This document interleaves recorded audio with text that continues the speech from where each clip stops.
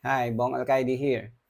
Mahilig ka ba sa woody, spicy, versatile, may pagka-ambery and may konting citrus?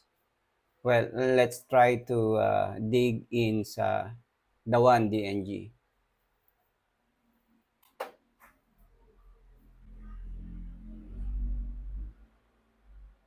Hindi pa kita.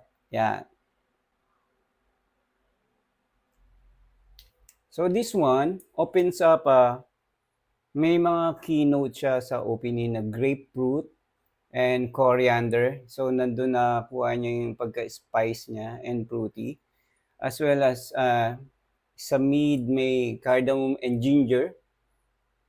Yep, meron. And then sa dry down, meron siyang tobacco and ambery and may pagka-woody na yung, alam mo yung masculine.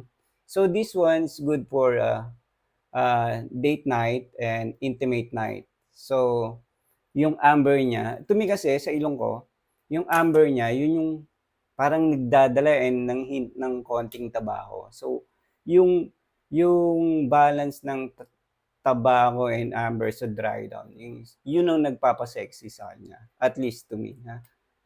Okay? So, uh, try natin. Sa opening, yung grapefruit niya and yung ibang spice, ayun no, naamoy ko yung medyo may konting luya.